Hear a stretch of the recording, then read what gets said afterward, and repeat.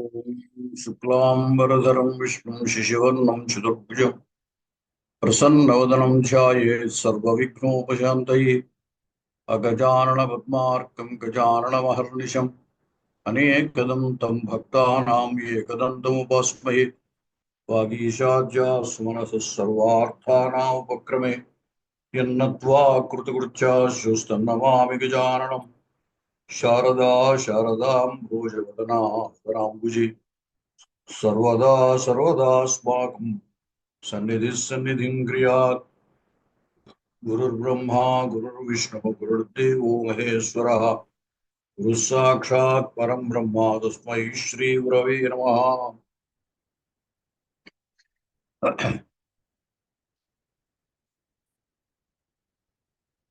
एतावत्पर्यन्तम् अस्माभिः साधारण अजन्तशब्दाः एवं केचन हलन्तशब्दाश्च पठिताः। एवं क्रियापदेषु वर्तमानकालः, भूतकालः, भविष्यत्कालः एवं विध्याज्यर्थकः च पठिताः। दशगणेषु भ्वादिगणः, दिवादिगणः, तुदादिगणः, क्षुरादिगणः एते चत्वारः उच्यन्ते। तत्र भ्वादिगणः दिवादिगणश्च उक्तः एव, इतरौ अद्य उच्येते। एवं त्वाप्रत्ययान्तः ल्यप्रत्ययान्तः च परिचिताः। अद्य अन्यः नूतनः कृदन्तः उच्यते। तत् पत्रमहं दर्शयामि।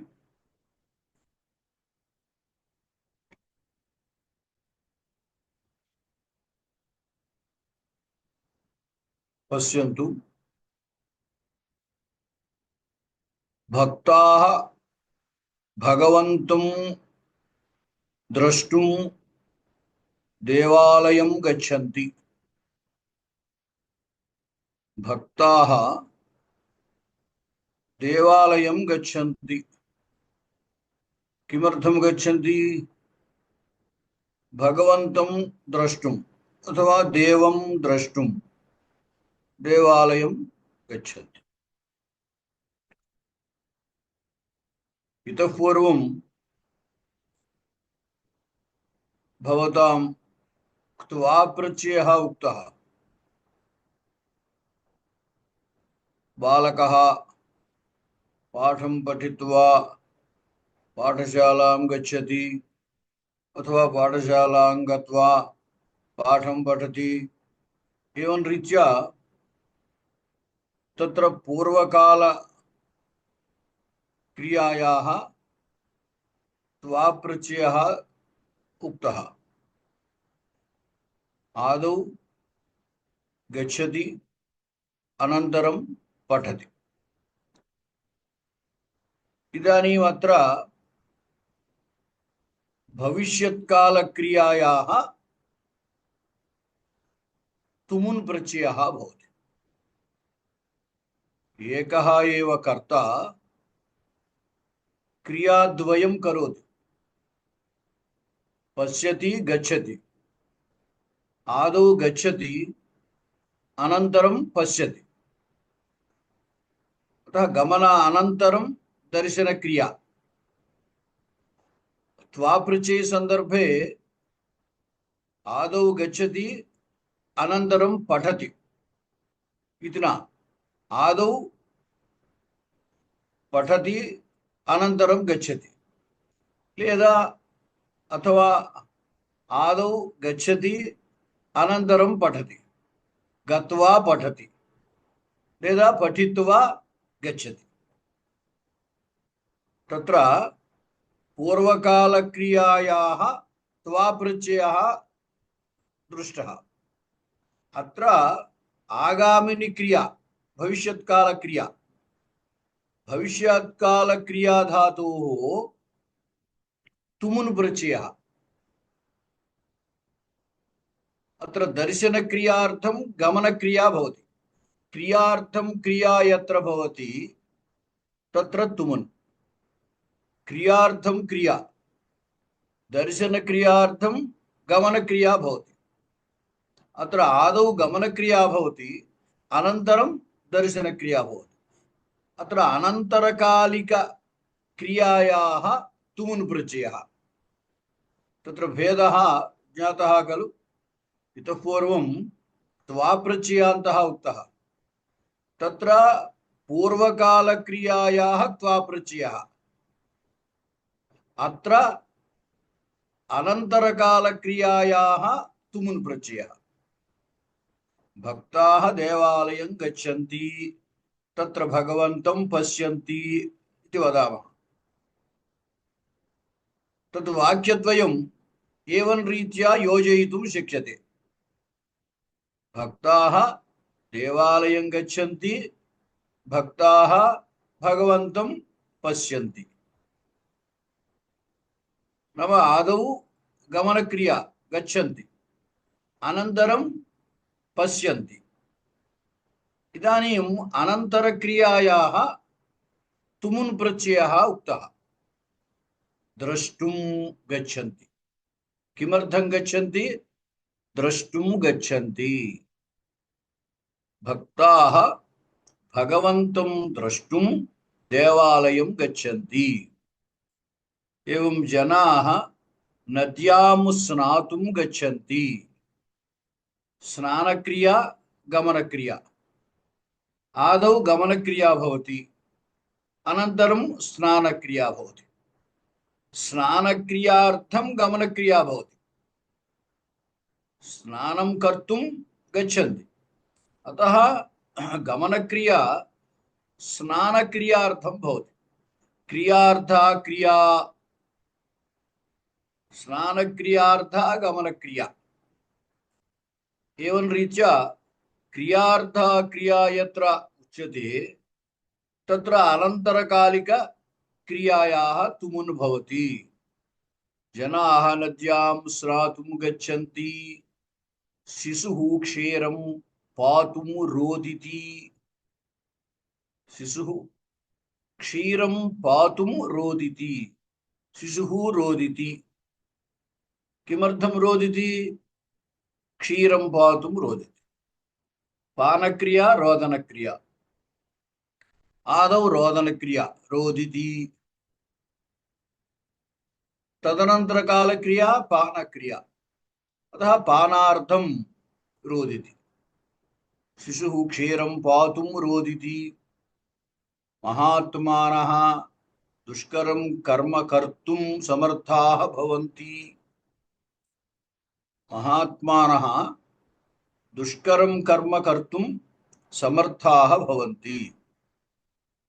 बालकाः पाठानुश्रोतुं पाठशालां गच्छन्ति. बालकाः पाठशालां गच्छन्ति. किमर्थं गच्छन्ति? पाठानुश्रोतुं गच्छन्ति.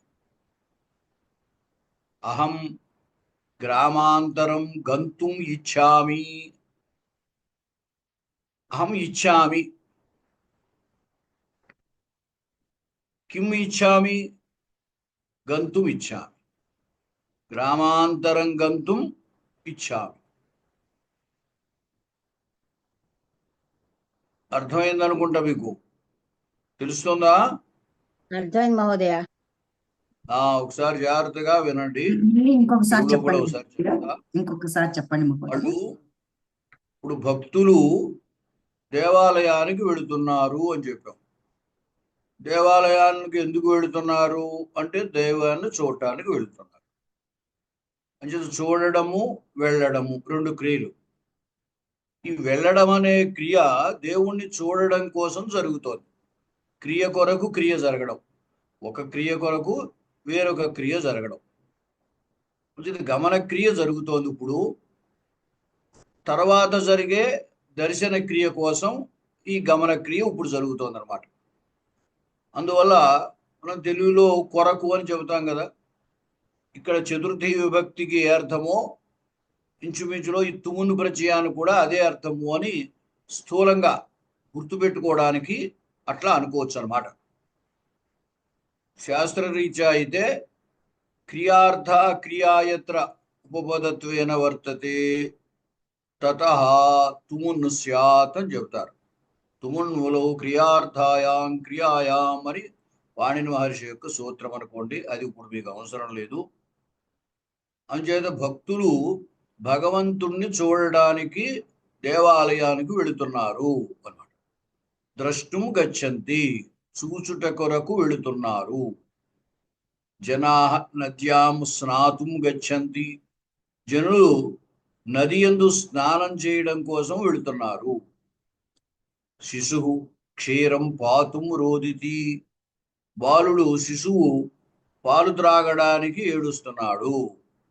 మహాత్మానః దుష్కరం కర్మ కర్తుం సమర్థాః భవంతి, గొప్పవాళ్ళు దుష్కరమైన పనిని చేయుటకు సమర్థులగుచున్నారు. ఈ కొరకుకి కు అని కూడా తెలుగులో వాడుతూ ఉంటాం మనం. అంటే కర్తుం అంటే చేయుట కొరకు అంటే చేయుటకు. బాలకాః పాఠాన్ శ్రోతుం పాఠశాలాం గచ్చంతి, బాలురు పాఠాలను వినడానికి వినుట కొరకు పాఠశాలకు వెళుతున్నారు. అహం గ్రామాంతరం గంతుమిచ్చామి, నేను వేరే ఊరు వెళ్ళాలని అనుకుంటున్నాను, వెళ్ళుట కొరకు కోరుచున్నాను అన్నమాట. ఈ విధంగా తుమున్ ప్రత్యయం యొక్క ప్రయోగముతోటి వాక్యాలు మీరు చెప్పండి, దానికి ప్రయత్నం చేయండి. దీనికి మహోదయ నేను చెప్తాను మహోదయ. ఎలా సందర్భము ఎలా చెప్పాలో మీకు తెలిసింది కదా. తెలిసింది. ఆ విధంగా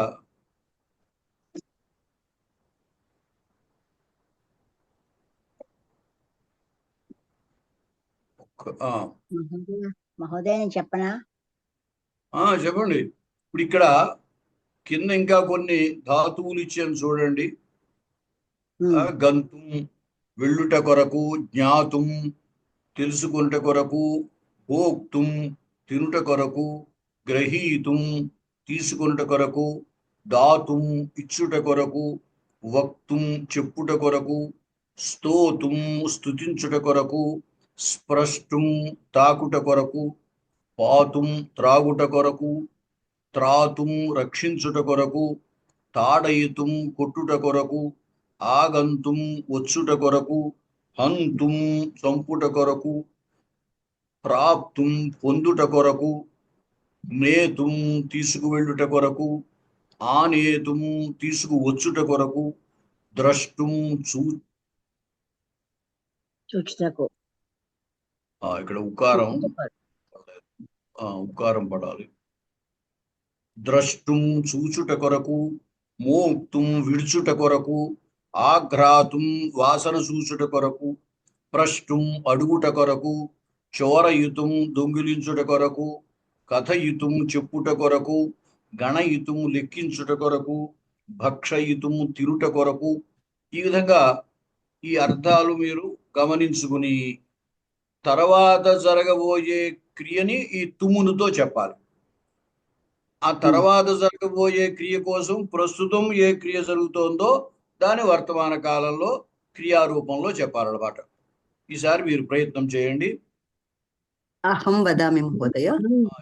అహం మహోదయ దేవం స్తోతుం దేవాలయం గచ్చామి. చాలు. ఇంకొకళ్ళు ఎవరైనా చెప్పండి. అహం ప్రయాణార్థం బస్సు స్థానకం గచ్చామి. అహం అహం దేవాలయం గత్వా లక్ష్మీమాత దృష్టిం కరోమి. ఆగండి ఆగండి ఆగండి. అహం ఇంకోళ్ళు ఎవరో ప్రయాణం అని చెప్పారు వాక్యం ఎవరు? అహం చెప్పండి అది. అహం ప్రయాణార్థం బస్సు స్థానకం గచ్చామి. అవును, ప్రయాణార్థం అనమలేదుగా నేను. ఈ తుమును వాడాలి. ఆ, ఆ, ఎవరు ప్రయాణం వాడాలి? కర్తుం ప్రయాణం ఆ, కర్తుం ప్రయాణం కర్తుం. అంతకంటే ప్రయాతుం, యాధాతువుకి తుముని ఆ, చేర్చండి. ప్రయాతుం. అవును, ప్రయాతం. అహం ప్రయాతం ప్రయాతుం. బస్సు స్థానకం గచ్చామి. బస్సుని స్థానం గచ్చామి. అవును. మహోదయ ఇంకోళ్ళు గత్వాను తుమున్ కూడా వాడచ్చు కదా. త్వా ప్రత్యయం తుమున్ ప్రత్యయం అలా కూడా వాడి చెప్పాలి కదా. ఇట్లా కాదు, రెండు వాడాలి. ఇప్పుడు మనకు కావాల్సిన తుమును వాడడం చెప్పండి. అదే గత్వ అంటే రెండు మనం ఇంతకు చెప్తాను. ముందు చెప్పాము. అహం దేవాలయం గత్వా ఆ, లక్ష్మీమాత ద్రష్టుం కరోమి. అలాగా అలాగా అలాగా అలా చెప్పకూడదు. ఆ, ఆ ఎందుకంటే నేను దేవాలయానికి వెళ్ళి లక్ష్మీమాతను చూచుట కొరకు కరోమి అన్నట్టు ఎలా కుదురుతుంది వాక్యం? అది ఎలా అది చెప్పాలి? మరి ఎలా చెప్పాలి? ఇంకొకటి చెప్తాను. ముందు ముందు ఆహా, ముందు అక్కడ ద్రష్టుం, దేవాలయం గత్వా లక్ష్మీమాతరం ద్రష్టుం ఇచ్చామి. అక్కడ ద్రష్టుం అది లక్ష్మీమాత, లక్ష్మీ మాతృశబ్దం కదా, మాతరం అనాలి. లక్ష్మీమాత ద్రష్టుం మాత అనుకున్నా, మాతరం తల్లిని, మాతరం లక్ష్మీమాతను చూడటం కదా. లక్ష్మీమాతరం ద్రష్టుమిచ్చామి. ద్రష్టుం ఇచ్చామి. ఛాత్రాః విద్యాలయం పఠితుం గచ్చంతి.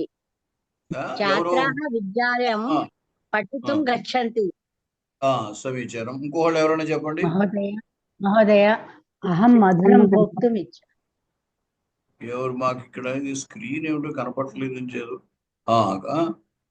పడిపోయింది. అహం మధురం భోక్తుం ఇచ్చామి. అహం మధురం భోక్తుం ఇచ్చామి. సమీచీనం. అహం వదామి. వెంకటలక్ష్మి గారు చెప్పారా? చెప్తానండి. చెప్పండి. అహం కార్యాలయం గంతుం కార్యం కరోమి. అదే మీరు సరిగ్గా ఆలోచించండి. కార్యాలయం గంతుం కార్యం కరోమా అంటే ఏమన్నా అర్థం చెప్పండి. కార్యాలయానికి వెళ్ళుట కొరకు పని చేస్తున్నాను అన్నారు. అది కుదురుతుందా? కార్యాలయం గంతుం ఇచ్చామి. ఇచ్చామి. ఆఫీస్కి వెళ్ళాలనుకుంటున్నాను.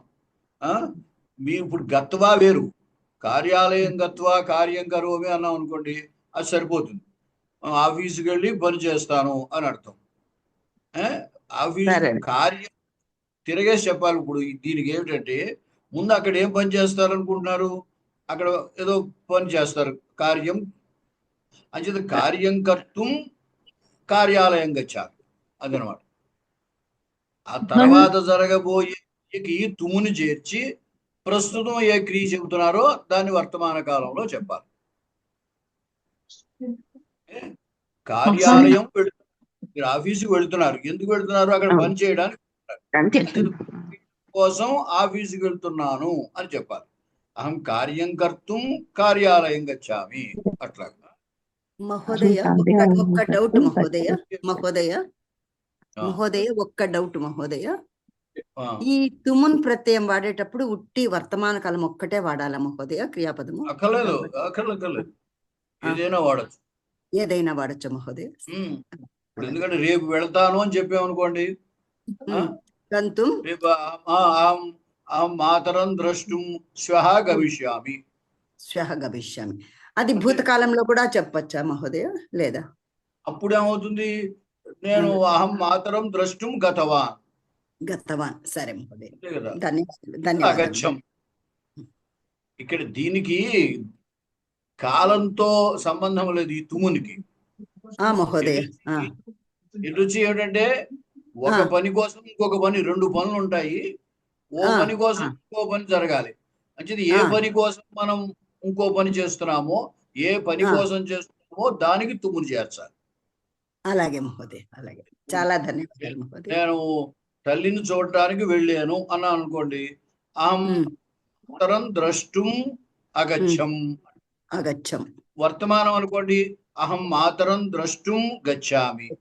భవిష్యత్తు అనుకోండి, అహం మాతరం ద్రష్టుం గమిష్యామి. ద్రష్టుం అనే దాంట్లో మార్పు ఏమి లేదు.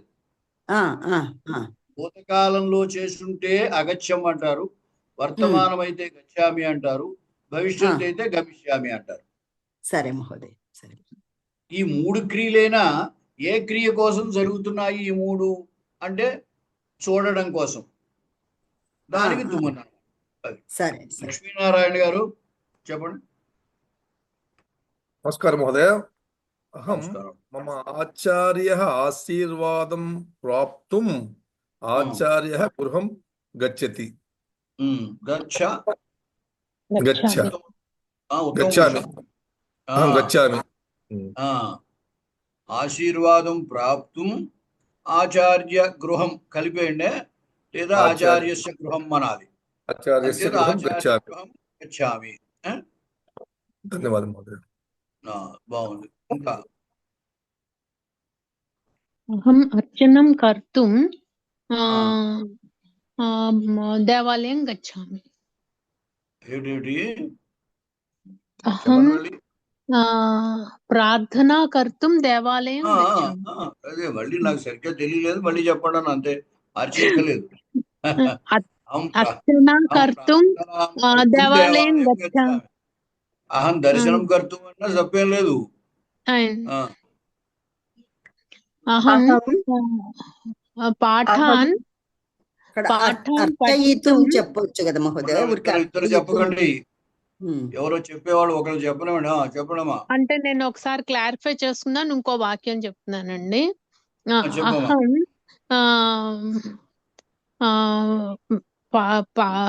పరీక్షా దాతుం శ్రద్ధయా పఠిష్యామి. పఠిష్యామి అంటే చదవగలను అని అర్థం. భవిష్యత్తు పరీక్ష చెప్పాలంటే పఠామి. ఇప్పుడు అంటే పరీక్ష ఇవ్వడానికి అని అంటున్నారా? పరీక్ష దాతుం ఇవ్వడానికనే, పరీక్ష ఇవ్వడానికి. అప్పుడు పరీక్షాం అనండి. పరీక్షాం దాతుం ఇవ్వడానికి, పాఠం చదవడానికి అంటున్నాం కదా. అలాగా పాఠం పఠితుం, పాఠాను శ్రోతుం అంటున్నాం కదా, ద్వితీయ వాడుతున్నాం కదా. అంచేత పరీక్షాం దాతుం పరీక్షాం దాతుం అహం శ్రద్ధయా పఠామి. పఠామంటే ఇప్పుడు చదువుతున్నాను, పఠిష్యామంటే తర్వాత చదువుతాను, అదే భవిష్యత్ కాలం. సరే చెప్పడమా? మహోదయ, సీత రామేణ సహ వనం గంతుం ఇచ్చతి. అంతే, సీత రామేణ సహ వనం గంతుం ఇచ్చతి. సరిపోయింది. అహం పాకం కర్తుం పాకశాలాం గచ్చామి. సరిపోయింది. అహం పాఠం పఠితుం ప్రయత్నం కరోమి. సమీచీనం. సరే, చిత్రాణి ద్రష్టుం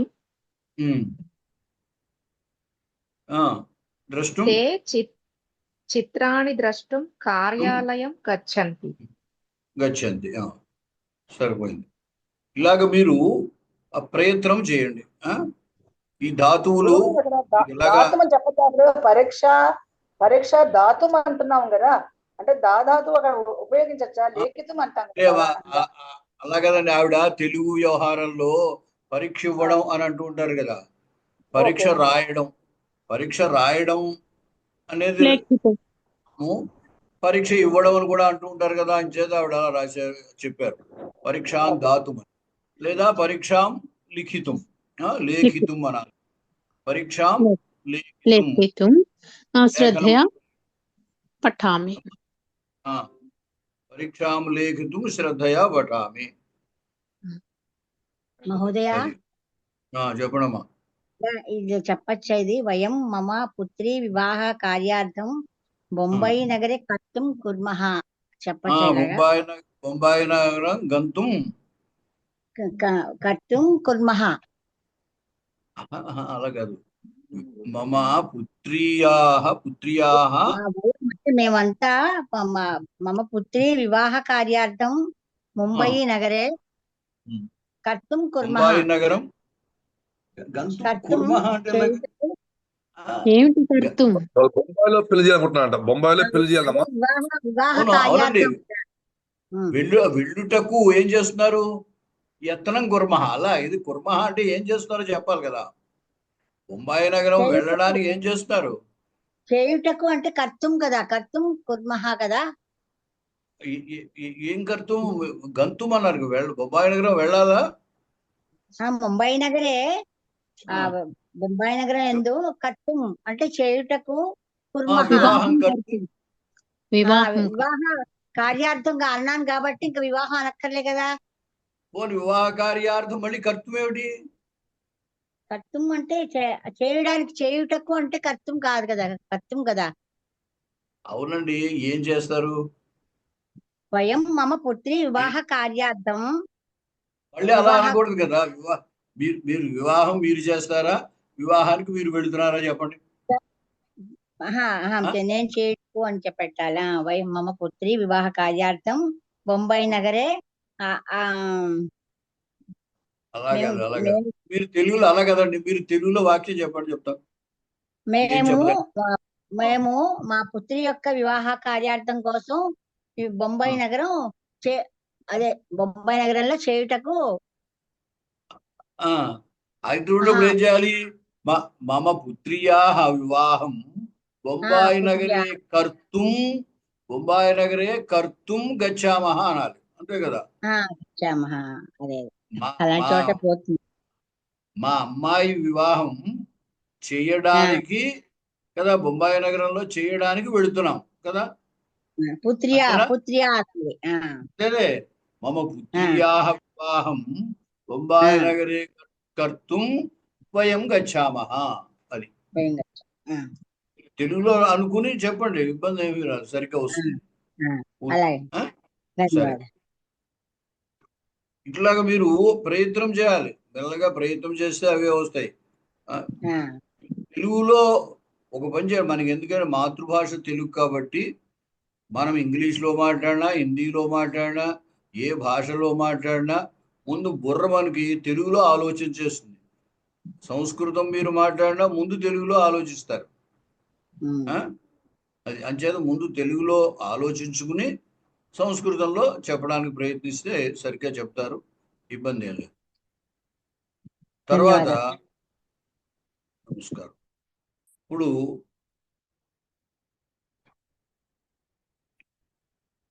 ఈ తుదాది గణములో ఉన్న ధాతువులు కొన్ని చెప్తున్నాను. ఇంతకు ముందు ద్వాది గణములో చెప్పాము, దివాది గణంలో కూడా చెప్పాము. ఇప్పుడు తుదాది గణంలోవి చెప్తున్నాం. అంటే మీకు పరిచయం చేయడం ఏం చేస్తున్నామంటే, సులువుగా మధ్యలో ఈ వచ్చేటువంటివి పరిచయం చేస్తున్నాం. అంటే ఇంతకు ముందు కూడా అదేమిటది వాదులు చెప్పాం. వాదుల్లో భవతి, పఠతి, లిఖతి, అదే లిఖతి కాదనుకోండి, ఏదో గచ్చతి, పిబతి అనేవి చెప్పాం.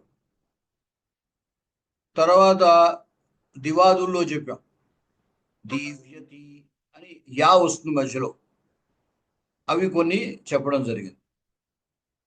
ఇప్పుడు ఈ తుదాదులు చెప్తున్నాం. దీంట్లో మధ్యలో వస్తుంది అన్నమాట. దివాదుల్లో యా వస్తుంది. సరే, ద్వాదుల్లో కూడా వస్తుంది.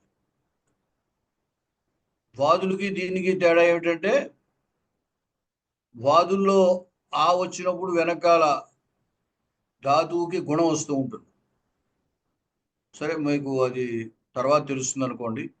ఇక్కడైతే ఆ గుణం రాదనమాట ఈ తుదాదుల్లో ఉన్న ధాతువు. అంచేత తుద్దు తి తుదతి, తుద్దు ధాతువు మధ్యలో వచ్చింది, తర్వాత ప్రథమ పురుష ఏకవచనం తీ ప్రత్యయం. ఈ ప్రత్యయాలు మీకు ఇంతకు ముందు పరిచయం చేశాను. తీ తహ అంతి, సీ తహ థ, ఆమి ఆవహ ఆమహ. ఉదాహరణ మీరు పఠతి చూసుకోండి. పఠతి పఠత పఠంతి, పఠసి పఠత పఠత, పఠామి పఠావహ పఠామహ. అలాగే ఈ తుదాది ధాతువులు కూడా చెప్పుకోవాలి. ఇక్కడ ఉదాహరణకి నేను ప్రథమ పురుష మాత్రమే ఇవ్వడం జరిగింది. మిగతా మధ్యమ ఉత్తమ పురుషులు మీరు తెలుసుకోవచ్చు. మీరంతలో మీరుగానే వాటిని రాసుకోవచ్చు.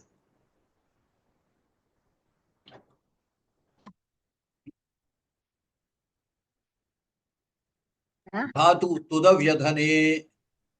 తుదాన ధాతువుకి వ్యధనము అంటే బాధించుట అని అర్థం. తుదతి అంటే బాధ పెట్టుచున్నది అని అర్థం. ఏదో రుజా మాం తుదతి, రోగము నన్ను బాధ పెడుతోంది అలా. తుదతి, తుదత, తుదంతి.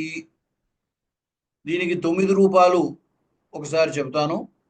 తుదతి, తుదత, తుదంతి, తుదసి, తుదథ, తుదథ, తుదామి, తుదావహ, తుదామహ.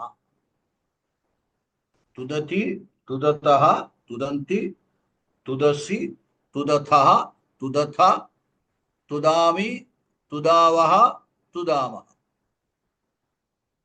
నుద ప్రేరణే, ప్రేరేపించడం. నుదతి, నుదత, నుదంతి. మిగతావి మీ చేత చెప్పిస్తాను ఇప్పుడు.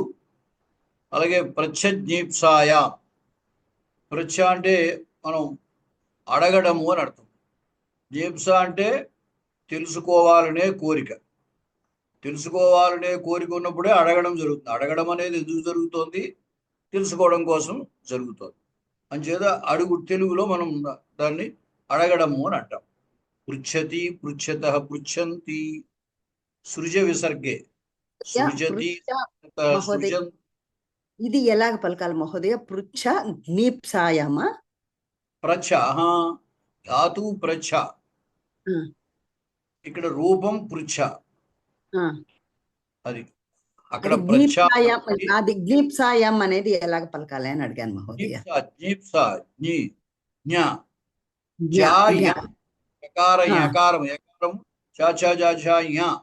పంచమాక్షరం. జకారము యకారము కలిస్తే జ్ఞ. అదే ఇది కొన్ని ప్రాంతాల్లో జ్ఞాని పలుకుతూ ఉంటారు దీన్ని. అదే మహోదయ, అందుకోసం అదే డౌట్ వచ్చి అడిగాను. జ్ఞానం పలుకుతుంటారు మరి, కానీ వాస్తవానికి జ్ఞ అనే పలకాలి. కృతజ్ఞత, విజ్ఞుడు, ప్రాజ్ఞుడు, సర్వజ్ఞుడు అట్లా కదా అనాలి. పృచ్ఛతి, పృచ్ఛత, పృచ్ఛంతి. సృజ విసర్గే. సృజ ధాతువుకి సృష్టించడం విసర్గ అంటే. సృజతి, సృజత, సృజంతి. ముచ్రు మోక్షణే, విడిచిపెట్టుట. ముంచతి, ముంచత, ముంచంతి. విద్లు లాభే, పొందుట. విందతి, విందత, విందంతి. లిప ఉపదేహే. ఉపదేహం అంటే శరీరానికి మనం పెర్ఫ్యూమ్స్ గంధం అది రాసుకుంటాం కదా, దాన్ని ఉపదేహము అని అంటారు. లింపతి, లింపత, లింపంతి. తెలుగులో పూయడం. శిచక్షరణే అంటే జారుట అని అర్థము, పోయుట లేదా చల్లుట అని అర్థం.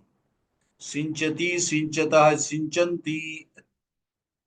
ఇక్కడ కొన్ని ధాతువులు జాగ్రత్తగా చూడండి.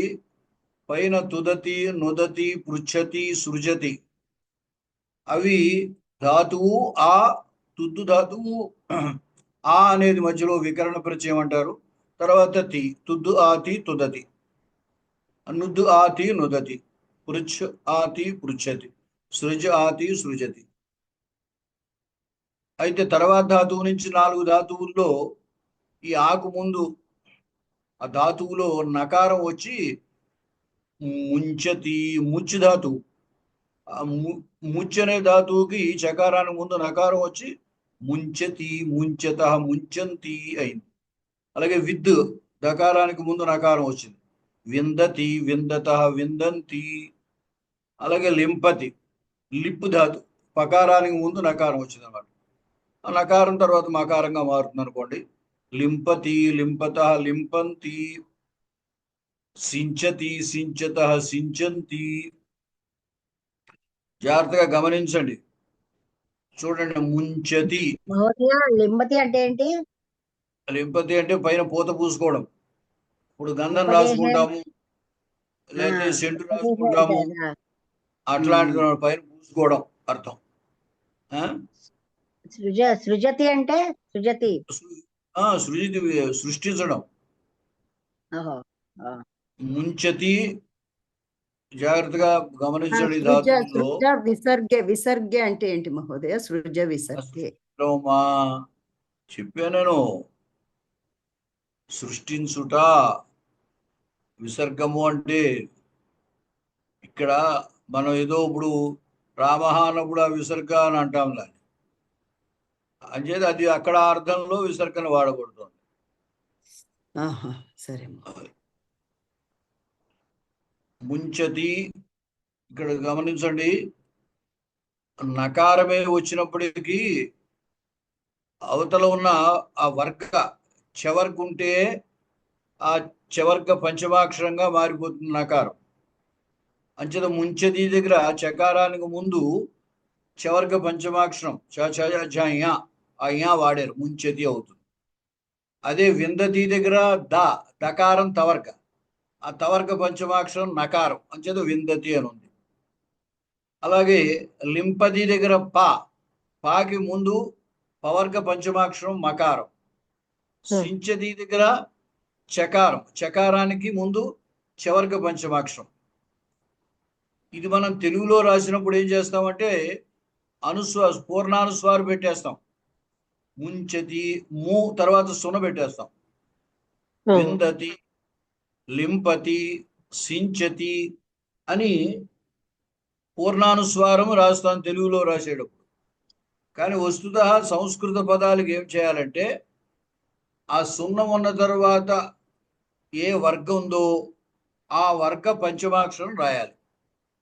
ఇప్పుడు ముంచతి ఉందనుకోండి, మూ తర్వాత సున్న పెడితే సున్న తర్వాత చ ఉంది కాబట్టి చవర్గ పంచమాక్షరం రాయాలి సున్నకు బదులుగా, ముంచతి అని. అలాగే విందతి దగ్గర దకారం ఉంది కాబట్టి ఆ తవర్గ పంచమాక్షరం నకారం రాయాలి. లింపతి దగ్గర పకారం ఉంది కాబట్టి ఆ పవర్గ పంచమాక్షరం మకారం రాయాలి. అలాగే సంస్కృతంలో దీన్ని పరసవర్ణము అంటారు. అంటే ఈ అనుస్వార, పూర్ణానుస్వారం ఉంది కదా, పూర్ణానుస్వారకి అవతల ఉన్న వర్గ అక్షరం ఏదో చూస్తే ఆ వర్గలోని పంచమాక్షరం వస్తూ ఉంటుంది అన్నమాట. అయితే ఇది సంస్కృతంలో మనకి ఉన్నది. తెలుగులో కాలక్రమంలో ఏమైందంటే తెలుగులో అక్కడ సున్న పెట్టడం అనేది మనకి అలవాటైంది. ఎందుకంటే పూర్ణానుస్వారం మనం పలకం. వందే అన్నాం అనుకోండి, వందే దగ్గర వం దే అంటలేదు. వం అక్కడ పెదాలు కలవు, వం అని కలవు. వందే అన్నప్పుడు పెదాలు రెండు కలవు. ఎందుకు కలవు అంటే పూర్ణానుస్వారం పూర్తిగా పలకట్లేదు అక్కడ. అందుచేత ఏమన్నారంటే ఈ అనుస్వారకు బదులుగా ఆ వర్గ పంచమాక్షరాన్ని తీసుకోవాలి, వందే నకారం అన్నమాట.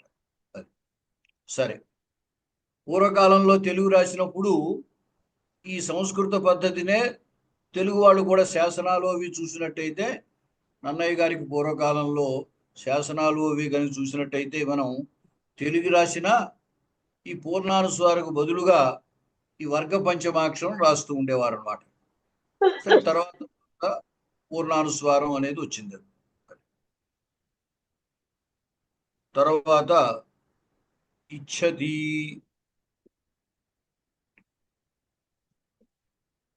ఇచ్చతి, ఇచ్చత, ఇచ్చంతి. ఇష ఇచ్ఛాయాం, ఇషధాతువుకి కోరుకొనట అని అర్థం. అలాగే లిఖ అక్షర విన్యాసే, లిఖధాతు, లిఖతి, లిఖత, లిఖంతి మనం ప్రసిద్ధంగా వాడుతూ ఉంటాము. అయితే వాదుల్లోది కాదు ఈ ధాతు, తుదాదుల్లోది. అందువల్లే లిఖ్లో ఇకారానికి గుణం రాలేదు.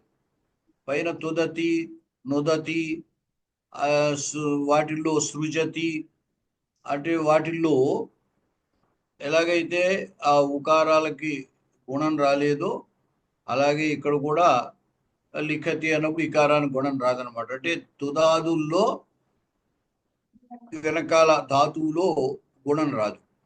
అదే సార్ వాదుల్లో అలాగే ఇచ్చతి కూడా 5వ అక్షరం రాలేదు.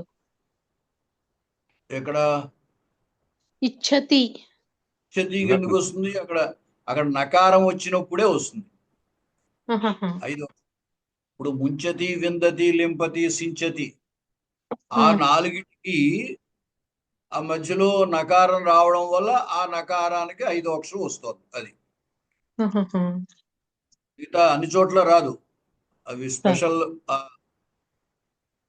కేవలం ఆ ధాతువులకే వస్తుంది, అన్నిటికీ రాదు అది. అలాగే లిఖధాతువుకి లిఖతి, లిఖత, లిఖంతి, స్పృశతి తాకుట అనర్థం. స్పృశ సంస్పర్శనే. స్పృశతి, స్పృశత, స్పృశంతి. అలాగే కృతి ఛేదనే, ఛేదించుట. కృంతతి, ఇక్కడ కృంతనం. కృంతనం అంటే ఖండించుట, ఛేదించుట అన్నట్టు. సరే, అవి తుదాది ధాతువులు. తర్వాత చురాది ధాతువులు. ఈ ఏకవచనంలో నకారం ఎప్పుడు రావాలి ఎప్పుడు రాకూడదు అనేది నిర్దిష్టంగా లేదండి. అంటే అలా కాదు, అన్నిటికీ ఉండదు. మనం ఒక 5-6 ధాతువులకు మాత్రమే అది వస్తుంది అనమాట. ఇప్పుడు మీకు 4 ధాతువులు అక్కడ చెప్పాం కదా, అట్లాంటివి అనమాట.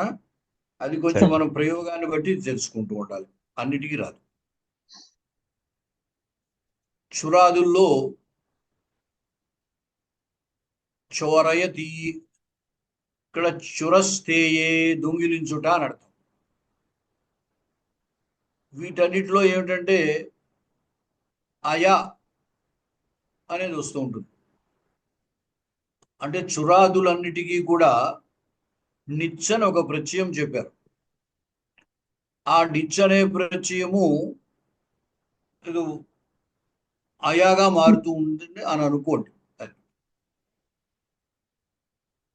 అంటే వ్యాకరణ ప్రక్రియలో ఆ ఈ అనేది అయగా మారుతూ ఉంటుంది అన్నమాట.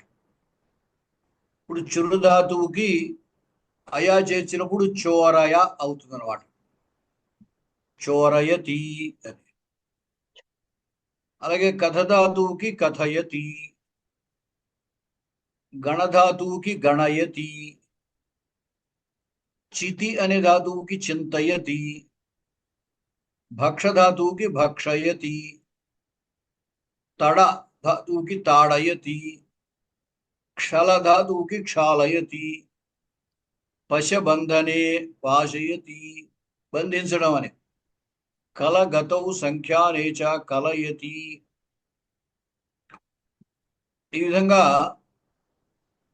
మనము ఈ అయాని బట్టి ఈ ధాతువు చురాదుల్లోది అని గుర్తించవచ్చు.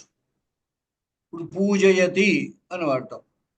పూజయతి అన్నప్పుడు ఓహో ఇది నిజంత ధాతువు, అంటే చురాదుల్లో ధాతువు పూజయ కనపడుతోంది కాబట్టి ఆ విధంగా గుర్తించవచ్చు అనమాట. ఇది ప్రథమ పురుషం మీకు ఇక్కడ చెప్పడం జరిగింది. దీన్ని బట్టి మీరు సంపూర్ణంగా కలయతి అంటే మీనింగ్ ఏంటి మహోదయ? కలయతి అంటే ఏమన్నాము? కళ గంతవ్, కళ ఏమనుంది అక్కడ? గంతవ్ అనుంది మహోదయ. ఇంకోటి ఏముంది? కళ గతం అంటే గమనం. గమనం సంఖ్యానే అంటే లెక్కించడం, రాయడం, లెక్కించడం. గతం అంటే వెళ్ళడం అని అర్థము. అయితే ఈ కలధాతువు యొక్క ప్రయోగము చాలా రకాల అర్థాల్లో వాడుతూ ఉంటారు కవులు. కేవలం ఈ 2 అర్థాలే అనుకోకండి. కలధాతువు చాలా రకరకాల అర్థాల్లో వాడతారన్నమాట. కలిహి కామధేనువు అని అంటూ ఉంటారు. కవుల పాలిట కలధాతువు కామధేనువు లాంటిదిట. అంటే కామధానువు ఏ విధంగా అయితే కోరికలన్నీ తీరుస్తుందో అలాగా కౌలుకి ఈ కలధాతువు ఏ అర్థంగా వస్తే ఆ అర్థం చెబుతుంది. అది ఇప్పుడు చూడండి, ఆ జయదేవుడు గీత గోవిందంలో కృష్ణం కలయ సఖి సుందరం అని ఉంది. అప్పుడు కృష్ణం మహోదయ, అందుకే అడిగాను మహోదయ. కృష్ణం కలయ సఖి సుందరం అంటే ఏమిటి అర్థం? మరి సుందరమైనటువంటి కృష్ణుణ్ణి చూడు అని అర్థం, అయితే గమనించు అని అర్థం. అంటే అక్కడ కలయసి అంటే అక్కడ చూడు అనేసి అర్థం చెప్పుకోవాలి. అలాగే ఇప్పుడు కస్తూరి తిలకం అనే దాంట్లో చూడండి, కస్తూరి తిలకం లలాట ఫలకే వక్షస్థలే కౌస్తుభం నాసాగ్రే నవమౌక్తికం కరతలే వేణుం కరే కంకణం సర్వాంగే హరిచందనంచ కలయం, సర్వాంగే హరిచందనంచ కలయన్ కంఠే చ ముక్తావళి. ఇవన్నీ కూడా కలయన్ అంటే అవన్నీ ఉన్నటువంటి వాడు లేదా అలంకరించుకున్నవాడు అని అర్థం చెప్పాలి. అదే మహోదయ, అందుకోసం అడిగాను మహోదయ. అంచేత కలధాతువు కవులు రకరకాల అర్థాలలో వాడారు. ఫలానా ఇదే అర్థము అని చెప్పడానికి లేదు. సాధారణంగా ఇప్పుడు ధాతువులన్నిటికీ కూడా ఏదో ప్రసిద్ధమైన ఒక అర్థాన్ని దీంట్లో చెబుతుంటారు. అయితే అదే అర్థంలో అన్ని చోట్ల వాడబడింది అని చెప్పడానికి లేదు. ధాతువులకి ఆయా ఉపసర్గలోవి చేర్చడం వల్ల కొన్ని చోట్ల ఉపసర్గలు చేర్చకపోయినా వాటి యొక్క అర్థాలు మారుతూ ఉంటాయి. అది మనం ప్రయోగాల్లో గమనించుకుంటూ ఉండాలి. మహోదయ, చెప్పండి. ఇక్కడ కలయం అనేది అలంకరించుటకు అలంకరించుటకు వస్తుందా? అంతే కదా, కలయన్ అంటే అటువంటి అలంకారాలతో ఉన్నటువంటి వాడు అలంకారానికి. కలయితం అంటే అలంకరించుటకు. అక్కడ ఒక్కొక్కటి చెప్పారు కదా, కస్తూరి తిలకం ఇవన్నీ. అదే అంటే ఇప్పుడు అందులో తుములు ప్రత్యయం వాడాలంటే కలయితుమా? తుములు వాడాలంటే కలయితం.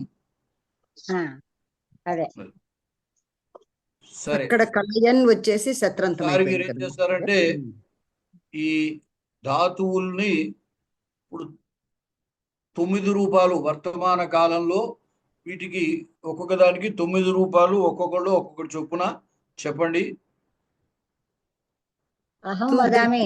తుదతి తుదతి తుదతః తుదంతి తుదసి తుదథః తుదథ తుదామి తుదావహ తుదామహ. ఎవరు చెబుతున్నారు? అహం ఉమాసుందరి. అహం ఉమాసుందరి. ఉమాసుందరి మహోదయ. సరే, ఇంకొకటి చెప్పండి. కంగారు పడకండి. ఉమాసుందరి గారు ఇంకోటి చెప్పండి. నుదతి చెప్పండి. నుదతి నుదతి నుదతః నుదంతి నుదసి నుదథః నుదథ నుదామి నుదావహ నుదామహ. పృచ్ఛతి. వెంకటలక్ష్మి గారు పృచ్ఛతి చెప్తున్నానండి. నమస్కారం అండి. పృచ్ఛతి పృచ్ఛతి పృచ్ఛతః పృచ్ఛంతి పృచ్ఛసి పృచ్ఛతః పృచ్ఛత పృచ్ఛామి పృచ్ఛావహ పృచ్ఛామహ. తర్వాత కూడా చెప్పండి. సృజతి సృజతి సృజతః సృజంతి సృజసి సృజతః సృజస సృజామి సృజావహ సృజామహ. తర్వాత లక్ష్మీ సుసర్ల గారు చెప్పండి. హరి ఓం మహోదయ. ముంచతి ముంచతః ముంచంతి ముంచసి ముంచతః ముంచథ ముంచామి ముంచావహ ముంచామహ. విందతి విందతః విందంతి విందసి విందథః విందథ విందామి విందావహ విందామహ. లింపతి లింపత. ఓకే, చెప్పండి మహోదయ. లింపతి చెప్పండి మహోదయ. ఇక్కడ ఒక డౌట్ మహోదయ. ఈ విద్ ధాతువు వేరే గణాల్లో కూడా ఏదో వస్తుంది కదా మహోదయ. అది వేరు. విద్యు ధాతు మిగతా గణాల్లో 4 రకాల ధాతువులు ఉన్నాయి. విద్యు ధాతు అర్థాలు వేరు. మహోదయ. లింపతి లింపతి లింపతి లింపతః లింపతః లింపంతి లింపసి లింపథః లింపథ లింపామి లింపావహ లింపామహ. సించతి లక్ష్మీనారాయణ గారు ఉన్నారా? ఎస్విఎస్ లక్ష్మి. ఎస్విఎస్ లక్ష్మి చెప్పండి. సించతి సించతః సించంతి సించసి సించథః సించథ సించామి సించావహ సించామహ. ధన్యవాద. ఇంకోళ్ళు ఎవరైనా? చెప్తానండి. సూర్యకుమారి. నేను సూర్యకుమారి. ఇచ్చతి ఇచ్చతః ఇచ్చంతి ఇచ్చసి ఇచ్చతః ఇచ్చత ఇచ్చామి ఇచ్చావహ ఇచ్చామహ.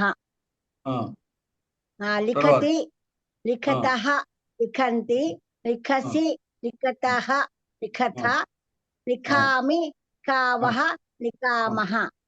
స్పృశ్యతి లక్ష్మీనారాయణ గారు లేరా? సర్లేండి, చెప్పండి. స్పృశతి స్పృశ్యతి స్పృశ్యతః స్పృశ్యంతి స్పృశ్యతి స్పృశతి స్పృశతి. అదే చెప్పండి. స్పృశ్యతి స్పృశ్యతః స్పృశ్యంతి. కాదు, లేదు. షా పక్కన యా పలుకుతున్నారు. షా లేదా? స్పృశతి స్పృశతి స్పృశతః స్పృశంతి. క్షమ్యతాం. స్పృశతి స్పృశతః స్పృశథ స్పృశామి స్పృశామః స్పృశామః స్పృశావహ స్పృశామః స్పృశామః స్పృశావహ స్పృశామః. సరే. కృంతతి చెప్పరండి. చెప్పండి. కృంతతి కృంతతః కృంతత కృంతంతి కృంతంతి. కృంతసి కృంతతః కృంతథ కృంతామి కృంతావహ కృంతామహ. సరే, ఆపండి. తర్వాత మళ్ళీ ఈ చురాదిగణం. ఈ చురాదిగణంలో కూడా చెప్పండి. ప్రారంభించండి ఎవరైనా. ఉమాసుందరి గారు. ఈ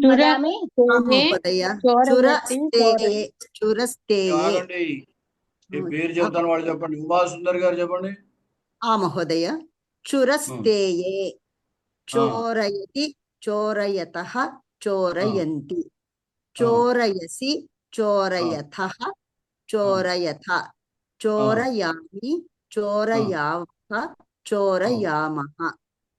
లక్ష్మీ సుసర్ల గారు. లక్ష్మీ సుసర్ల తర్వాత చెప్పండి. కథయతి కథయతః కథయంతి కథయసి కథయథః కథయథ కథయామి కథయావః కథయామః. సిహెచ్ సూర్యకుమార్ గారి తర్వాత చెప్పండి. గణయతి గణయతః గణయంతి గణయసి గణయతః గణయథ గణయామి గణయావః గణయామః. తర్వాత సుబ్బలక్ష్మి గారు తర్వాత చెప్పండి. చితి స్మృత్యాం అంటే స్మరణం, గుర్తు తెచ్చుకోవడం. స్మృతి అంటే గుర్తు తెచ్చుకోవడము. చెప్పండి. ఎస్విఎస్ లక్ష్మి చెప్పండి. చింతయతి సుబ్బలక్ష్మి గారు చెప్పండి. మహోదయ. చితి స్మృత్యాం చింతయతి చింతయతః చింతయంతి చింతయసి చింతయతః చింతయథ చింతయామి చింతయావః చింతయామః. ఎస్విఎస్ లక్ష్మి గారు తర్వాత చెప్పండి. భక్ష ఆదనే భక్షయతి భక్షయతః భక్షయంతి భక్షయసి భక్షయతః భక్షయంత భక్షయామి భక్షయావః భక్షయామః. తర్వాత ఉమాసుందరి గారు చెప్పండి. మహోదయ. తడ ఆఘాతే తాడయతి తాడయతః తాడయంతి తాడయసి తాడయథః తాడయథః తాడయథ తాడయామి తాడయావః తాడయామః. తర్వాత సుబ్బలక్ష్మి గారు చెప్పండి. చల శౌచకర్మణి, చాలయతి చాలయతః చాలయంతి, శాలయసి శాలయత్తః శాలయథ, శాలయామి శాలయావః శాలయామః. తర్వాత ఎస్విఎస్ లక్ష్మి గారు చెప్పండి. పసబంధనే పాసయతి పాసయతః పాసయంతి, పాసయసి పాసయథః పాసయథ, పాసయామి పాసయావః పాసయామః. కలగంతో సంఖ్యానే చ కలయతి కలయతః కలయంతి, కలయసి కలయథః కలయథ, కలయామి కలయావః కలయామః. వీటికి అర్థాలు మీకు తెలుస్తున్నాయా? చురస్తేయే అంటే దొంగిలించడం, అది తెలిసిందే. కథ వాక్య ప్రబంధే అని ఉంది, అంటే చెప్పడం. చెప్పడం అంటే ఊరికి ఒక మాట చెప్పడం కాకుండా వాక్య ప్రబంధం అన్నారు. అంటే ఇప్పుడు కథ చెబుతుంటారు అనుకోండి, లేదా ఎక్కువసేపు జరిగిన వృత్తాంతం అంతా చెబుతారనుకోండి, అటువంటిప్పుడు ఈ కథయతి అంటారనమాట. అయితే అలాగే అనాలని నియమేం లేదు, ఇతరత్రా కూడా మామూలుగా చెప్పినప్పుడు కూడా కథయతి అని వాడుతూ ఉంటారు. అయితే వస్తుతః అటువంటి సందర్భాల్లో ఎక్కువగా చెప్తారనమాట. గణ సంఖ్య అంటే లెక్కించడం, 1, 2, 3 మనం ఏదైనా పదార్థాలని లెక్కించేటప్పుడు గణయతి అన్నాడు. చితి స్మృత్యాం అంటే గుర్తు తెచ్చుకోవడం, చింతయతి. ఇప్పుడు దానికోసం ఆలోచిస్తారనుకోండి, చింతయతి అంటారు. ఇప్పుడు చింతయ అని ఉంది కదా, ఆలోచించు అని ఎవరినైనా చెప్పామనుకోండి, చింతయ. అది విచింతయ, బాగా ఆలోచించు అంటే విచింతయ అంటారు. అలాగే చింతయామి అని అది ఒక కృష్ణుడితో ఏంటో పాటలో కూడా ఉంది, చింతయామి ఒకటి. అలాగే భక్ష అదనే తినడం, భక్షయతి తినుచున్నాడు అని అర్థం. తడఘ ఆఘాతే కొట్టడం, తాడయతి అంటే కొట్టుచున్నాడు అని అర్థం. క్షల శౌచకర్మణి, శౌచకర్మణి అంటే శుభ్రం చేసుకోవడం, శుచి అంటాం కదా. క్షాళయతి ఇప్పుడు మనం పాద ప్రక్షాళనం అంటాం, అంటే కడగడం అన్నాడు. పాదాలు కడుక్కుంటున్నాడు అంటే పాదవు ప్రక్షాళయతి, పాదాలు కడుక్కుంటున్నాడు అని. అలాగే అమ్మా పాత్రాం శాలయతి, వస్త్రాన్ని శాలయతి అనొచ్చు. అక్కడ పాత్రం ఏమండి, బహువచనం పాత్రాణి. అది కొంచెం జాగ్రత్తగా మనం, ఇంకా మీరు చాలా దూరం వచ్చేసారు చదువులో, కాబట్టి జాగ్రత్తగా లింగము అది గుర్తించి ఉండడానికి ప్రయత్నం చేయాలి. పశుబంధనే బంధించడం, పాశయతి అంటే బంధించడం. పాశములు అంటాం కదా, మనం కట్టే తాళ్ళని ఏమంటాం, పాశములు అంటాం. ఆ పాశములు యమపాశం అంటాం. యముడి చేతిలో ఏదో కళ్యాలు ఉంటాయి, తాళ్ళు ఉంటాయి, ఆ ప్రాణాలని దాంతో కట్టి తీసుకుపోతాడని చెబుతారు కదా. అది పశుబంధనే. ఈ పశు అనే శబ్దం కూడా ఇందువల్లే వచ్చింది. పశువు అంటాం మనం. పశువు అంటే ఏంటి, బంధింపబడుతోంది కాబట్టి పశువు. ఒక రకంగా పశువులమే. ఎలాగంటే మనం కర్మల చేదు బంధింపబడతాం. ఫిజికల్ గా పశువు అయితే అక్కడ ఏదో తాడు చేత బంధింపబడుతుంది. కానీ మనమందరూ కూడా, మానవులంతా కూడా వారి వారి యొక్క కర్మల చేత బంధింపబడుతూ ఉంటారు. మానవులేమిటి, జన్మ ఎత్తిన వాళ్ళు ఎవరైనా సరే, మానవుడు కావచ్చు, ఇంకో శరీరంలో ఉన్న జంతువులు కావచ్చు, ఎవరైనా వారి వారి కర్మల చేత బంధింపబడుతూ ఉంటారు. అంచేతే పరమేశ్వరుడికి పశుపతి అని పేరు వచ్చింది. పశువునాం పతి పశుపతి అని కదా. తర్వాత కళ, ఒకసారి కళ అంటే మనము వయం కర్మని ఆశయామః అంతేనా మహోదయ? కలగతౌ సంఖ్యానేచ అంటే కలధాతువుకి లెక్కించడం అని కానీ, వెళ్ళడం అని కానీ, ఇందాక అనుకున్నాం రకరకాల అర్థాలు వస్తాయి. ఆ విధంగా ఆ అర్థాన్ని గుర్తులో పెట్టుకుని, ఈ ధాతువు ఎందుకోసం అంటే ఈ గణం చెప్పుకోవడము, ఆ ధాతువును చూడగానే ఇది చురాదులు అని గమనించాలన్నమాట. వీటికి మీరు ఏం చేయాలంటే ఏం చేయాలి? ఇప్పుడు ఇవన్నీ వర్తమాన కాలంలో ఇచ్చాం. ఈ వర్తమాన కాలంలో ఇచ్చిన వాటిని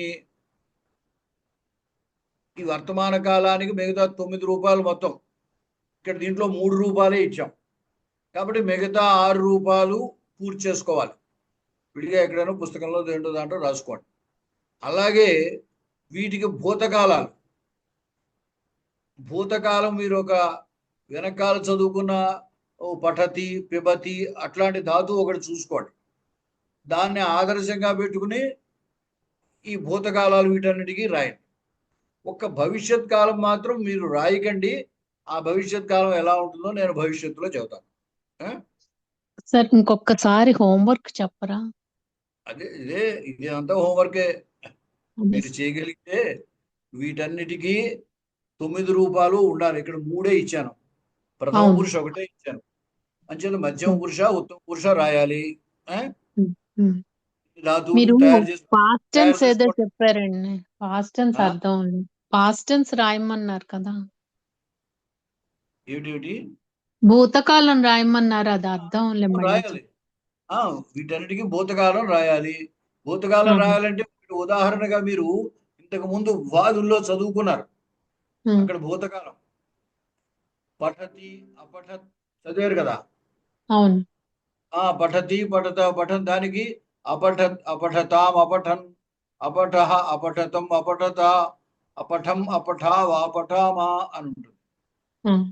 ఒకసారి చూసుకోండి. పఠధాతువు కానీ పిబధాతువు కానీ లేదా గచ్చతి అగచ్చత్ అది కానీ ఏదో ఒకటి 9 అక్కడ ఎదురుకుండా పెట్టుకుంటే వీటికి భూతకాలాలు రాసేయచ్చు. అదే విధంగా ఏం మార్పు ఉండదు. సిస్టమ్ అంతా అదే విధంగా ఉంటుంది. సార్ ఒక ప్రశ్న సార్. చెప్పండి. ఇప్పుడు బ్యాంక్ లో క్యాషియర్ ని గణధాతుతో చెప్పాలా కలధాతుతో చెప్పాలా? బ్యాంక్ లో క్యాషియర్ ఉంటాడు కదా, లెక్కిస్తాడు డబ్బులు. గణకః. ఓకే. అదే కళ కూడా ఉంది కదా, సంఖ్య అని ఉందనుకోండి. అంటే ఎదురుగా మనకి ఎదురుగా బాగా శుభ్రంగా తెలిసేది ఉండగా ఇంకో ధాతు ఎందుకు? అది అంటే స్పష్టంగా తెలుస్తోంది కదా. మహోదయ ఒకటి, ఇప్పుడు తిరుపతి కొండ మీద అక్కడ వాళ్ళు వెనకాలంతా కూడా డబ్బులు ఎక్కిస్తా ఉంటారు కదా, గణకాహ అంటే గణకాహ అంటే చాలు, అంతే. గణకాహ గణకాహ అంతే కదా మహోదయ. గణక యంత్రం అంటూ ఉంటారు వీడు, కంప్యూటర్ ని సంగణక యంత్రం అని అంటున్నారు. సంగణక యంత్రం అని సంగణక అంటూ ఉంటారు. సరే చూడండి, కొన్ని బంధువాచకములైన శబ్దాలను ఇక్కడ చెబుతున్నాను. మీ ఒక్క విషయం గుర్తుపెట్టుకోండి, నేను కొన్ని వరకు అన్నీ చెప్పడం ఎట్లాగా సాధ్యం కాదు. అంచేత కొన్ని చెప్తాను. దాన్ని బట్టి మీరు వాక్యాలు బాగా రాయటం ప్రాక్టీస్ చేసుకోవాలి. ఇంతకుముందు త్వా ప్రత్యయం చెప్పాను, ల్యప్పు చెప్పాను. ఇప్పుడు ఈరోజు తుమున్ అనే ప్రత్యయం ఉపయోగించడం చెప్పాం. వాటిని ఉపయోగిస్తూ మీకు తెలిసింది ఏదో ఒకటి, ఏదో ఒక కథో మరోటో అట్లాగా రోజు వాక్యాలు రాయడం ప్రాక్టీస్ చేయాలి. అలాగే మీరు మనసులో అనుకునేటువంటివన్నీ ఏమేం చేద్దాం అనుకుంటారు, రకరకాలు అనుకుంటూ ఉంటాం మనస్సులో. అనుకున్నవన్నీ ఈ సంస్కృత వాక్యాల రూపంలో రాసుకోండి. అలా అయితే మీకు బాగా అభ్యాసం అవుతుంది. సరే, ఇప్పుడు ఇక్కడ బంధువాచక శబ్దాలు కొన్ని చెప్తున్నాం. మాత లేదా జనని, తల్లి అని అర్థం.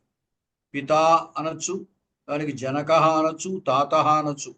ఈ తాత అనేది సంస్కృతంలో తండ్రి అనే అర్థము, కానీ తెలుగులోకి వచ్చేసరికి ఏమైందంటే తండ్రి కానీ తల్లి తండ్రిని కానీ మనం తాత అంటాం. పితామహ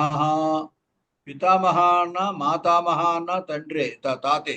కానీ ఇక్కడ పితామహ అంటే తండ్రిని పితామహుడు అంటారు, తల్లి తండ్రిని మాతామహుడు అంటారు. పితామహ అంటే తండ్రి, ప్రపితామహ అంటే ముత్తాత, తండ్రికి తాత.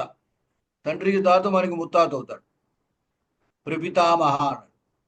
పిత, పితామహ, ప్రపితామహ అన్నమాట. 3 తరాలు. పితామహి మా అమ్మ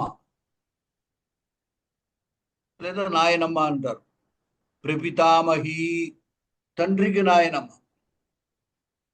మాతామహ తల్లి తండ్రి, తల్లి యొక్క తండ్రిని మనం తాత అనే అంటాం. సంస్కృతంలో ప్రత్యేకించి మాతామహ అంటారు. మాతామహి అమ్మమ్మ, తల్లికి తల్లి. పితృవ్య తండ్రికి సోదరుడు. ఈ తండ్రి సోదరుడు మనం ఒకవేళ ఆయన అన్నగారు అవ్వచ్చు లేదా తమ్ముడు అవ్వచ్చు.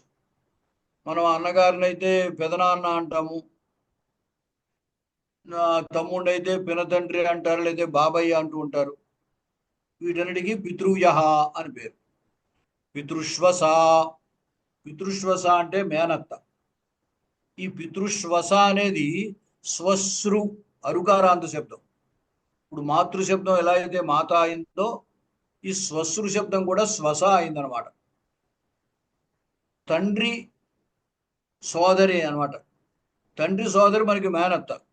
అంచేత పితృశ్వస అంటే మేనత్త. మాతుల మేనమామ అంటే తల్లి యొక్క సోదరుడు.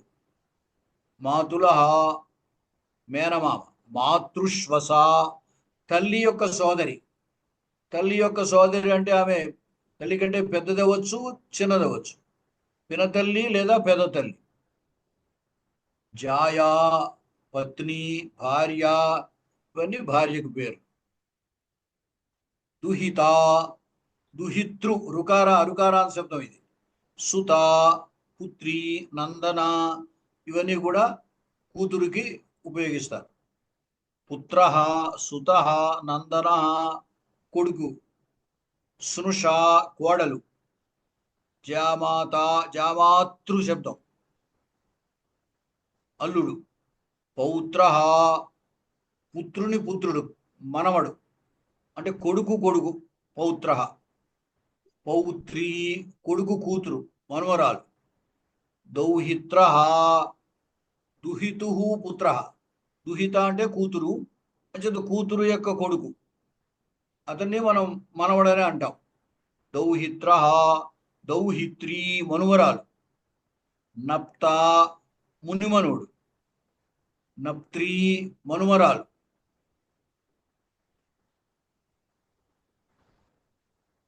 వ్యాసం వశిష్ఠ నప్తారం శక్తే పౌత్రం అకల్మషం పరాశరాత్మజం వందే శుకతాతంతనిధిం అని వ్యాస మహర్షిని గురించి ఒక శ్లోకం ఉన్నది. అది మీకు బహుశా చాలా చోట్ల వినే ఉంటారు. ఈయన వశిష్ఠుని యొక్క మునిమనుడు. వశిష్ఠ నప్తారం శక్తే పౌత్రం శక్తి యొక్క మనవడు. పరాశరాత్మజం పరాశరుని యొక్క కొడుకు. తాతం శుకుడి యొక్క తండ్రి వ్యాసుడు.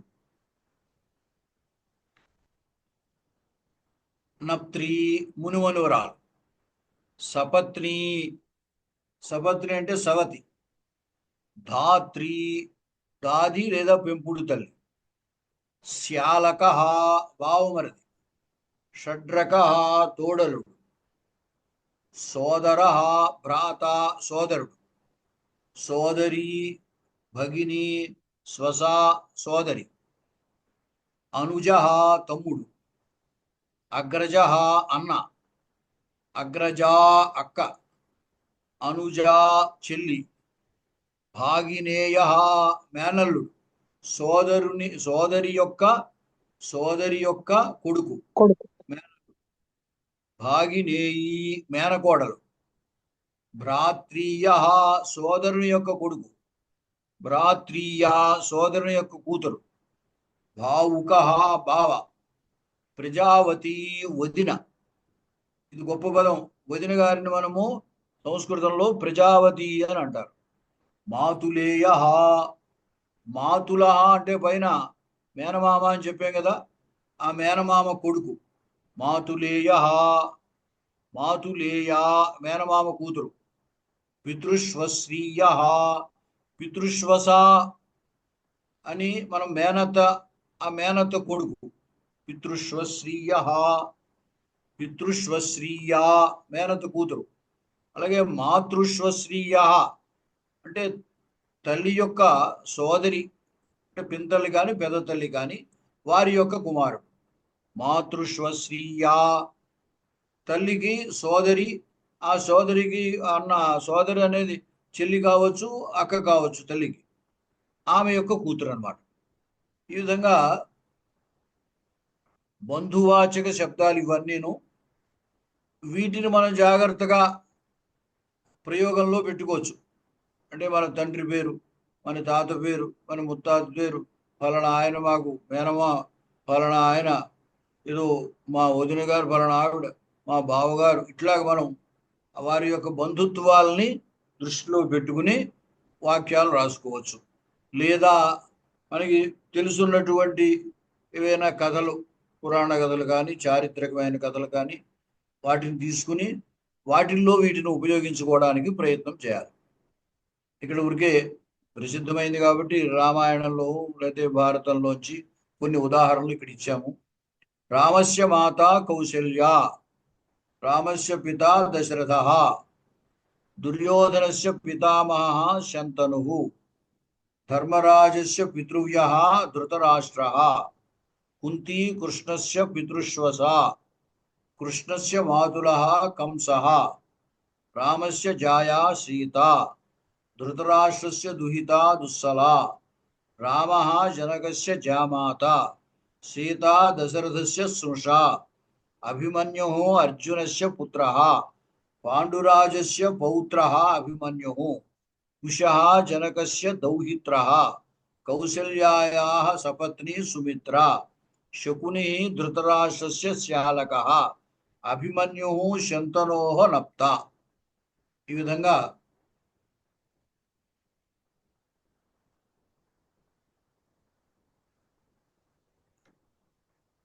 కొన్ని మహోదయ ఇక్కడ తోటికోడలను ఇవ్వలేదు. తోటికోడ ఏమంటారు? తోటి కోడల్నా? కోడలు ఏమన్నావు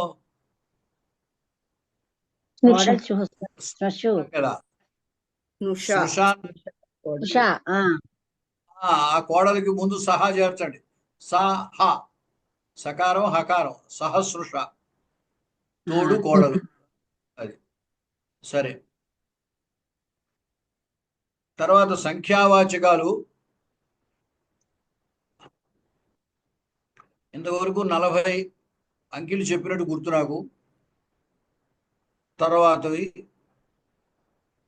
ఏకచత్వారింశతు అంటే 41, ద్విచత్వారింశతు 42, త్రిచత్వారింశతు 43, చతుశ్చత్వారింశత్ 44, పంచచత్వారింశత్ 45, షట్చత్వారింశత్ 46, సప్తచత్వారింశత్ 47, అష్టచత్వారింశత్ 48, నవచత్వారింశత్ 49, పంచాశత్ 50, ఏకపంచాశత్ 51, ద్విపంచాశత్ 52, త్రిపంచాశత్ 53, చతుష్పంచాశత్ 54, పంచపంచాశత్ 55, షట్చత్వారింశత్ 56, సప్తచత్వారింశత్ 57,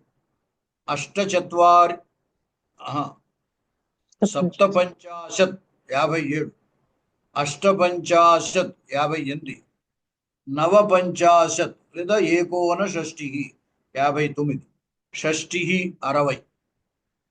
ఇక్కడి నుంచి 10 చెప్పాము.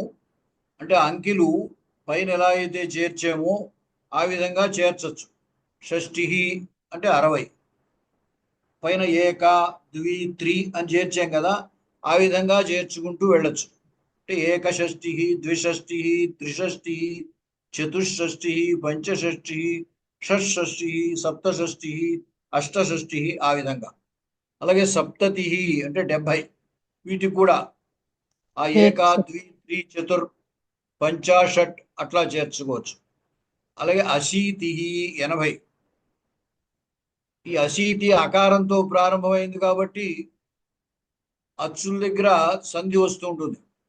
ఇప్పుడు ఏక అశీతి ఉందనుకోండి, ఏకాశీతి అనాలి. ద్వి అశీతి అనుకోండి, ఇప్పుడు ద్వ్యశీతి అనాలి. త్రి అశీతి త్రియశీతి, చతుర్ అశీతి చతురశీతి, పంచ అశీతి పంచాశీతి, షట్ అశీతి షడశీతి, సప్త అశీతి సప్తాశీతి, అష్ట అశీతి అష్టాశీతి, నవ అశీతి నవాశీతి, అట్లాగనమాట. నవతి 90, అలాగే శతం 100. వీటిని అంటే ఈ అంకెలు కూడా మీరు నేర్చుకోవడం అవసరము. 100 వరకు అంకెలు నేర్చుకోవాలి. ఈ చెప్పేటప్పుడు అంకెలు మనం చెప్పేటప్పుడు 58 అనాలనుకోండి, ముందు 1వ స్థానంలో చెప్పాలి, తర్వాత 10వ స్థానంలో చెప్పాలి. 1వ స్థానంలో 8, 5 తర్వాత 10వ స్థానంలో 5 అంటే 50. అంటే ముందు 8 చెప్పి తర్వాత 50 అంటే అష్టపంచాశత్. అలాగనమాట. పంచపంచాశత్ అన్నాడు. 55 ఉందనుకోండి, ముందు 1వ స్థానంలోది 5 చెప్పాలి పంచ, తర్వాత 10వ స్థానంలో ఉన్న విలువ 50 కాబట్టి పంచాశత్, పంచపంచాశత్. ఆ విధంగా సంస్కృతంలో అంకెలు చెప్తుంటారు. సంస్కృతంలో వీటిని అంకానాం వామతో గతి అంటే అంకములు, ఈ సంఖ్యలకి ఎడమ నుండి గమనము అంటే మనం లెక్కించి చెప్పేటప్పుడు ఎడమ నుండి లెక్కించి చెప్పాలి అన్నట్టు. ఇప్పుడు మంది 25 సంవత్సరం అనుకోండి, ఇది 25 ముందు చెప్పాలి. అంటే 25లో కూడా 5 ముందు చెప్పాలి.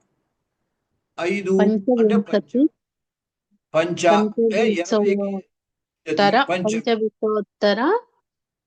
పంచవింశతి అధిక గాని ఉత్తరాని కాని చెప్పి, ఈ 20కి విలువ వింశతి కాబట్టి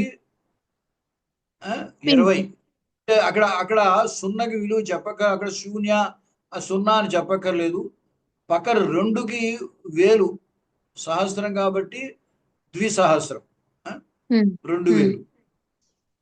అంచేత పంచవింశతి అధికాని కానీ పంచవింశతి ఉత్తరాని కానీ చెప్పి ద్విసహస్రం అని చెప్పాలి. అంటే పంచవింశత్యధిక ద్విసహస్రం అంటే కదా అని చెప్పాలి. అలాగే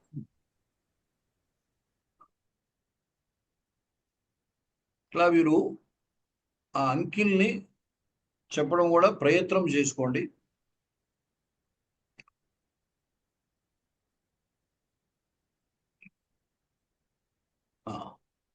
అంటే మీకు హోంవర్క్ ప్రత్యేకించి ఇది హోంవర్క్ అని కాదు. ఎందుకంటే మీరు ఎవరికి ఎంత ఓపిక ఉంటే అంత ఓపిక హోంవర్క్ చేయొచ్చు. అయితే మీరు చేసిన హోంవర్క్ అంతా దీంట్లో పోస్ట్ చేస్తే చాలా అయిపోతుంది, ఫోన్లు నిండిపోతాయి. అందుచేత ఏం చేస్తారంటే మచ్చుకి ఇప్పుడు భూతకాలం రాయమన్నాం అనుకోండి, భూతకాలం 1-2 ధాతువులకి మీరు భూతకాలం కనుక చూపిస్తే అదే విధంగా మిగతావన్నీ రాసుకోగలుగుతారు. కాబట్టి అట్లాంటిది పెట్టండి మీరు. అలాగే ఇప్పుడు వర్తమాన కాలంలో 9 రాయమన్నాం అనుకోండి, ఆ ఈ తుదాది గణంలో 1-2 ధాతువులకి రాయండి. అలాగే చురాది గణంలో రాయండి. మిగతావన్నీ మీరు రాసుకున్నట్టే పెట్టుకోండి, అంతేగాని రాయడం మానేయకండి. మీకు ఎందుకంటే ఒక బుక్కు రిఫరెన్స్గా రేపు పొద్దున మీకు ఉపయోగిస్తుంది. ఈ పాఠాలు అయిపోయినా ఎప్పుడైనా మీకు సందేహం వచ్చినా వాటిని మీరు చూసుకోవడానికి ఉంటుంది అన్నమాట. అంచేత రాసుకోండి. అలాగే వెనకటి పాఠాల్లో భూతకాలంవి అంటే ప్రథమ పురుష ఒకరోజు, మధ్యమ పురుష ఒకసారి, ఉత్తమ పురుష ఒకసారి అట్లా చెప్పుకుంటాం.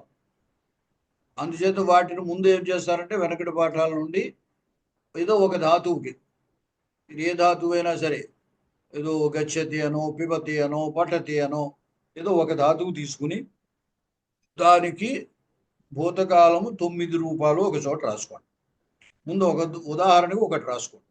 రాసుకుని దాన్ని బట్టి ఇవాళ చెప్పినటువంటి చురాది తుదాది చురాది వాటికి ఆ భూతకాలం రూపాలు తయారు చేసుకోవాలి. అలాగే ఇంతకుముందు గత వారం అంతకుముందు చెప్పిన పాఠంలో వాదులు సరే, తర్వాత దివాదులు కూడా ఇచ్చాం. ఆ దివాది ధాతువులు కూడా అక్కడ ఇచ్చినటువంటి ప్రథమ పురుష కాకుండా మిగతా పురుషులు రాసుకోవాలి. అలాగే భూతకాలాలు రాసుకోవాలి. భవిష్యత్ కాలాన్ని మీరు రాయకండి, వాటిని నేను ప్రత్యేకించి చెప్తాను. ఎందువల్లంటే భవిష్యత్ కాలం అన్ని ఒకలా ఉండవు. కొన్నిటికి మధ్యలో ఈ శ్యా అనేది ఇష్యా, కొన్ని చోట్ల ఇకారం వస్తుంది, కొన్ని చోట్ల రాదు. అది మీరు తెలుసుకోలేరు. దానికి నేను వివరంగా చెప్తాను. చెప్పిన తర్వాత వాటిని నోట్ చేసుకుంటారు. కానీ సరే, ఇక్కడతోటి మనం మహోదయ బంధన